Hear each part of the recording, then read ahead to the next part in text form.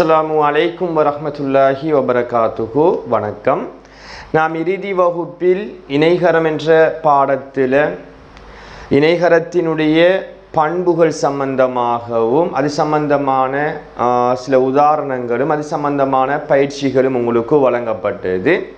இன்று அந்த பாடத்தினுடைய இணைகரத்தினுடைய பண்புகள் தொடர்பான நிறுவல் சம்பந்தமாகத்தான் இன்றைய நாள் பார்க்க இருக்கின்றோம். நேரடியாக இந்த முதலாவது கேள்விக்குள் செல்வோம். இணைகரம் ஏபிசிடியில் பக்கம் பிசியின் நடுப்புள்ளி இ ஆகும். அப்போ பக்கம் பிசியின் நடுப்புள்ளி இ என்று சொன்னால் நீங்கள் தரவொன்றை விளங்கி கொள்ளணும். சிஇயும் பிஇயும் சமனுங்கிறத படத்தில் நோட் பண்ணி கொள்ள வேண்டும். நீட்டப்பட்ட டிஇயும் இந்த டிஏ நீட்டுறாங்க, நீட்டப்பட்ட டிஇயும் ஏபியை நீட்டுறாங்க. நீட்டும் போது இரண்டு நேர்கோடும் Q என்ற இடத்துல சந்திக்கின்றது என்ற விடயமும் வசனத்தினூடாக சொல்லப்படுது. நிறுவனம் ஏபி சமன் BQ என நிறுவுக. இது பாற்றூல வரக்கூடிய ஒரு கேள்வி பகுதி பிள்ளைகள். அப்போ ஒரு நிறுவல் செய்யக்கூட ஃபர்ஸ்ட்டுக்கு நீங்கள் அந்த தரவை விளங்கி கொள்ள வேண்டும். இணைகரம் என்றால் என்ன? எதிர்பக்கம் சமனும் சமாந்தரமும் எனின் அது ஓர் இணைகரம் என்று படித்திருக்கின்றோம். தெளிவாக விளங்கணுண்டா இணைகரம் சம்பந்தமான நிறுவல் வந்தால் முக்கோணிகளின் ஒருங்கிசைவு உங்களுக்கு ஞாபகம் வர வேண்டும். அப்போ முக்கோணிகளின் ஒருங்கிசைவு என்றால் என்னென்னு சொன்னால், ஒரு முக்கோணிக்கு மொத்தம் 6 உறுப்புகள் இருக்குது. 3 பக்கங்கள் 3 கோணங்கள் என்ற அடிப்படையில் 6 உறுப்புகள் இருக்கும். எந்த முக்கோணி எடுத்தாலும் 6 உறுப்பு இருக்கும். அப்போ ஒரு முக்கோணியில் வார 3 உறுப்பையும் மற்றைய முக்கோணியில் வார 3 உறுப்பையும் சமன் என்று காட்டினோம் என்று சொன்னால் அந்த ரெண்டு முக்கோணிகளையும் ஒன்றின் மீது ஒன்று மேற்பொருந்தும். அதாவது ஒரு முக்கோணிக்கு மேலே அந்த மற்றைய முக்கோணியை வைத்தோம் என்று சொன்னால் அது ஒன்றோடு ஒன்று மேற்பொருந்தும். அப்படி மேற்பொருந்தினா மொத்தம் நான் முக்கோணிக்கு 6 உறுப்பு என்று சொன்னேன். நிறுவப்படாத 3 உறுப்பு இருக்கா இல்லையா? அதாவது நீங்கள் ஒருங்கிசைவு என்று நிறுவக்கோல 3 உறுப்பைத்தான் சமன் என்று காட்டுவீங்க. அப்போ நிறுவப்படாத 3 உறுப்பு இருக்கு. அந்த 3 உறுப்புகளும் ஒன்றுக்கொன்று சமனாக இருக்கும். அப்போ மொத்தமாக 6 உறுப்புகளும் ஒன்றுக்கொன்று சமனாக இருக்கும். அப்போ ஒருங்கிசைவு 4 சந்தர்ப்பம் என்று படித்திருப்பீர்கள். பக்கம் பக்கம் பக்கம் அதை பா என்று எழுதி கொள்வார்கள். பக்கம் கோணம் பக்கம் பா என்று எழுதி கொள்வார்கள். மூன்றாவது கோணம் பக்கம் பா என்று எழுதி கொள்வார்கள்.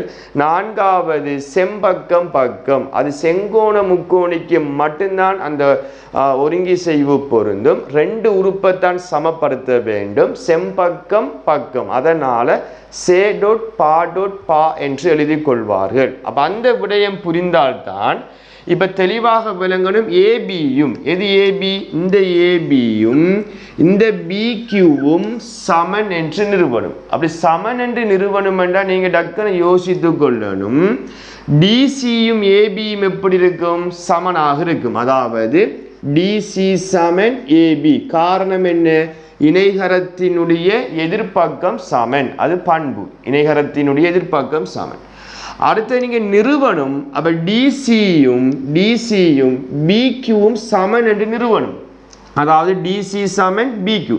அப்படி நிறுவினாத்தான் நம்ம 9ஆம் ஆண்டில் வெளிப்படை உண்மை என்று படிச்சிருக்கோம். அதாவது ஏ சமன் பி ஏ சமன் சி என்று சொன்னால் இந்த 2 தொடர்புலையும் இருந்து நீங்கள் பெற்றுக்கொள்ளக்கூடிய மற்றொரு தொடர்பு கேட்டால் ஏயும் சமன் என்று சொன்னால் பியும் சியும் சமன் என்ற தொடர்பு நம்ம வெளிப்படை உண்மை என்ற பாடம் 9ஆம் ஆண்டில் படிச்சிருக்கோம். அதே போன்றுதான் டிசி சமன் ஏபிங்கிறது வெளிப்படை உண்மை. ஏன்? இணைகரத்தினுடைய எதிர்பக்கம் சமன். நீங்க நிறுவனம் இந்த விடையை பெற்றுக்கொள்றதுக்காக நீங்க ஒரு நிறுவனம் ஒன்று செய்யணும். டிசியும் பிக்யூவும் சமன் என்று காட்ட வேண்டும். அப்படி காட்டும் போது டிசியும் சமன் என்று சொன்னா ஏபியும் பிக்யூவும் சமனாக இருக்கும். இதுதான் இந்த விடையாக இருக்கும். அந்த நிறுவலை எப்படி செய்து கொள்வது என்கிறதான் உங்களுக்கு தெரிய வேண்டிய ஒரு விடயமாக இருக்க வேண்டும். இதை எப்படி நிறுவனம் என்று சொன்னார் பிள்ளைகள், இப்போ நமக்கு தேவை டிசியும் பிக்யூவும் சமன் என்று நிறுவனம் என்றா இந்த டிசிங்கிறது டிசிஇ என்ற முக்கோணத்தில் வார ஒரு பக்கம், பிக்யூங்கிறது பிஇக்யூ என்ற முக்கோணில வார மற்றும் ஒரு பக்கம். அப்ப ரெண்டு முக்கோணியையும் எடுத்துக்கொள்வோம். முக்கோணி டிசிஇ காமா முக்கோணி பிஇக்யூ இல்லென்று போட்டு தெளிவாக விளங்கணும். இப்ப இதுவும் சமாந்தரமா இல்லையா? இந்த கோடு சமாந்தரம், இதுவும் சமாந்தரம், இணைகரத்திர மற்றும் ஒரு பண்பு. அப்படி சமாந்தரம் என்று சொன்னா இதுக்கு நீங்க Z வடிவத்தை வரைந்தா இந்த கோணமும் சமன். அது முதலாவது உறுப்பு, முதலாவது கோணம். அடுத்தது இந்த கோணமும் சமன். காரணம் என்ன? ரெண்டு நேர்கோடு ஒன்றை ஒன்று இடைவெட்டும் போது குத்தெதிர் கோணம் சமன்.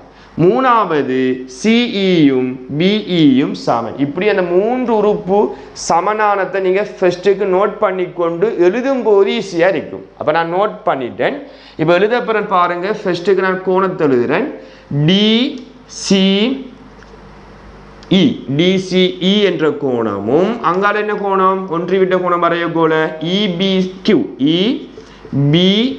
என்ற கோணமும் சமன். ஒன்றிவிட்ட கோணம் என்றும் போடலாம், அல்லது டிசி சமாந்தரம் ஏபி என்றும் நீங்க நோட் பண்ணலாம். சமாந்தரம் என்கிறதால நாங்கள் அந்த ஒன்றிவிட்ட கோணம் என்ற விடயத்தை வைத்துக் கொண்டு சமன் என்று நோட் பண்ணியிருக்கோம். இதே போன்று இந்த கோணமும் சமன். அப்ப டிஇசி என்ற கோணமும் அடுத்தது பிஇக்யூ. அப்ப கோணம் எப்பயும் நடுவில் வரணும், அந்த எழுத்து தெளிவாக விளங்கணும். பிஇக்யூ சமன். காரணம் குத்தெதிர் கோணம், அதை எழுதி கொள்ளுங்க, குத்தெதிர் கோணம். அடுத்த பண்பு சிஇ அல்லது இசியும் இசி சமன் பிஇ. என்ன காரணம் என்று சொன்னா தரவு அவன் அழகா சொல்றான். தரவுல பாருங்க, பிசியினுடைய நடுப்புள்ளி இங்கிறதால பிசியின் நடுப்புள்ளி இ ஆகும். இதுதான் காரணம். அதனால இசியும் பிஇயும் சமன். அப்ப ஒரு முக்கோணிக்கு மொத்தம் 6 உறுப்பு என்று சொன்ன, அப்ப முக்கோணி ஒருங்கி செய்யணும் என்றா 3 உறுப்பை சமன் என்று காட்டணும். நம்ம 3 உறுப்பு சமன் என்று காட்டி விட்டோம். ஆகவே முக்கோணி டிசிஇ ஒருங்கி செய்யும் என்கிற குறியீடு 3 கோடு போடணும். சர்வ சமன் 3 கோடு போட்டு அது ஒருங்கி செய்யும். அடுத்த முக்கோணி என்ன? பிஇக்யூ என்று போட்டு என்ன காரணம் அந்த நிபந்தனை எழுத வேண்டும். பாப்பா பாவா, பாக்கோ பாவா, கோகோ பாவா, சேப்பா பாவா என்கிற அந்த நிபந்தனை எழுதணும். அப்ப இதுல பாருங்க, ரெண்டு கோணமும் ஒரு பக்கமும். அப்ப கோணம் பக்கம். அதை நீங்க எப்படி இந்த டிஸ்ஆர்டர்ல எழுதலாம், இந்த மூணையும் குழப்பி எழுதலாம். ஆனா நிபந்தனை எழுதக்கோல அந்த ஓர்டர் முக்கியம். பக்கம் கோணம் பக்கம் கோணம் என்று எழுதல. பக்கம் கோணம் பக்கம்.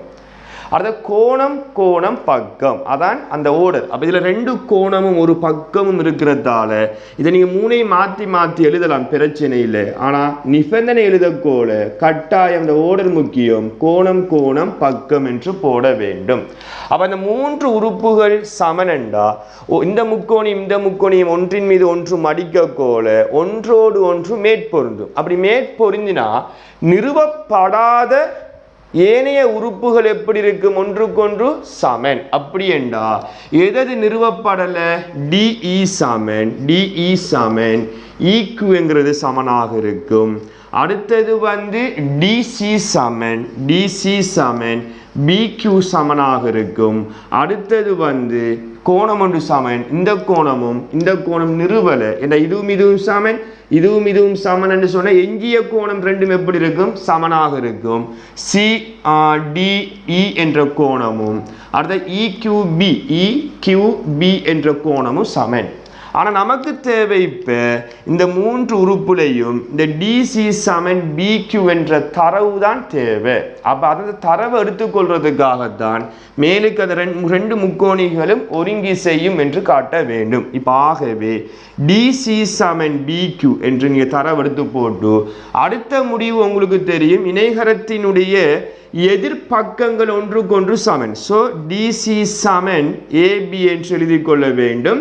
இணைகரத்தினுடைய எதிர்பக்கம் சமன், அந்த நிபந்தனை அந்த பண்பை வைத்து அந்த தொடர்பை எடுத்து விட்டு வெளிப்படை உண்மையின்படி டிசியும் டிசியும் சமன் என்று சொன்னால் இந்த ரெண்டு பக்கங்களும் ஒன்றுக்கொன்று சமன். ஆகவே ஏபி சமன் பிக்யூ என்ற முடிவுக்கு நீங்க வர வேண்டும். இதுதான் நிறுவல். இவ்வாறு இந்த கேள்வியை நீங்க செய்து கொள்ள வேண்டும். அடுத்த உதாரணத்தை பற்றி பார்ப்போம். இரண்டாவது உதாரணத்தை பாருங்க.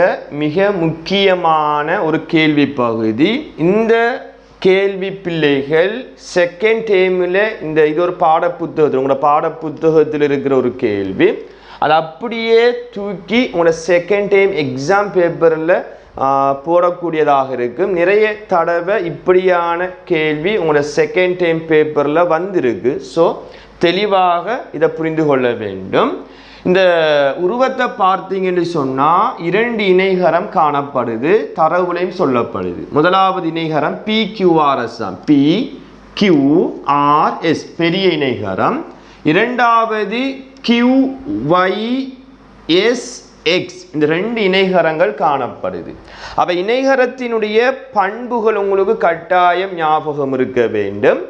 எதிர்பக்கம் ஒன்றுக்கொன்று சமன், எதிர்கோணங்கள் ஒன்றுக்கொன்று சமன், இணைகரத்தின் பரப்பளவை மூலை விட்டம் ஒன்றை ஒன்று இரு சம கூறிடும், இரண்டு மூலை விட்டங்கள் ஒன்றை ஒன்று இரு சம கூறிடும் என்று அந்த பண்புகளை நாம் படித்திருக்கின்றோம். ஸோ அந்த பண்புகளை வைத்து கொண்டுதான் முதலாவது நிறுவல் PX சமன் RY. PX இந்த கோடும் இந்த துண்டா இந்த கோடும் இந்த YR RYயும் சமன் என்று நிறுவலும். அப்ப இது நீளங்கள் அந்த மூலை விட்டத்தில் வார ஒரு துண்டு சமன், அந்த ரெண்டு துண்டும் சமன் என்று காட்டணும்டா. இப்போ நான் ஏற்கனவே உங்களுக்கு கடைசி ஒரு பண்பு ஒன்று சொன்னேன், மூலை விட்டங்கள் ஒன்றை ஒன்று இரு சம கூறிடும் என்று ஒரு பண்பு ஒன்று சொன்னேன். அப்போ அந்த பண்பை வைத்து கொண்டுதான் இந்த முதலாவது கேள்விக்கான நிறுவலை செய்யணும். அப்போ அந்த நிறுவலை செய்யறதுக்கு முதல் ஒரு அமைப்பு ஒன்று வரையணும். நீங்கள் SQ எனும் மூலை விட்டத்தை இணைக்க வேண்டும். அந்த மூலை விட்டங்கள் ரெண்டும் சந்திக்கின்ற புள்ளியை நான் O என்று எடுத்துக்கொள்வேன். அப்போ நீங்கள் ஒரு அமைப்பை எழுதி கொள்ளுங்களா, சொல்ல எழுதி கொள்ளுங்க. அமைப்பென்று போட்டும் SQ எனும் மூலை விட்டத்தை இணைத்து SQ எனும் மூலை விட்டத்தை இணைத்து இரண்டு மூலை விட்டங்களும் சந்திக்கும் புள்ளியை O என்க என்று நோட் பண்ணிக்கொள்ளுங்க. சரிதானே? அப்போ நீங்கள் அந்த வசனத்தை நோட் பண்ணிக்கொள்ளுங்க. அப்போ அந்த வசனத்தை எழுதி போட்டு இப்போ நான் இதில் ரெண்டு இணைகரம் இருக்குது, தெளிவாக விளங்கணும். நான் ஃபர்ஸ்ட்டுக்கு இணைகரம் பெருசு எடுக்க போகிறேன்னா PQRS இல்லைன்னு போட்டு இணைகரத்தில் பண்பு என்ன? இரண்டு மூலை விட்டங்களும் ஒன்றை ஒன்று இரு சம கூறிடும். அதாவது இதுவும் SOவும் OQவும் சமன், அதே மாதிரி POவும் ORம் சமன். அப்போ விட வந்து இந்த POவில் தான் PX இருப்பதனால இப்போ SOவையும் நான் OQவையும் எடுக்க மாட்டேன். அந்த தரவு தேவையில்லை, தேவைப்பட்ட தரவை மட்டும் நோட் பண்ணுவோம். அப்போ பெரிய இணைகரத்தில் இந்த PO வென்று, அதாவது PRங்கிறது மூலை விட்டம். அந்த மூலை விட்டத்தில் பாருங்க SQ என்ற மூலை விட்டம் சந்திக்கின்ற புள்ளியை நம்ம O என்று எடுத்தோம் என்று சொன்னால் இந்த POவும் ORம் எப்படி இருக்கும்? ஒன்றுக்கொன்று சமன். அதை நான் நோட் பண்றேன். PO சமன் OR என்று நோட் பண்ணிக்கொள்றேன். நோட் பண்ணிவிட்டு இதுக்கு நான் ஒரு பெயர் ஒன்று வைத்துக் கொள்றேன். முதலாம் சமன்பாடு என்று பெயர் வைத்துக் கொள்றேன். இதே போன்று அடுத்த இணைகரம் நான் இவரத்தை நோட் பண்றேன். சிறிய இணைகரத்தை பாருங்க. QYSX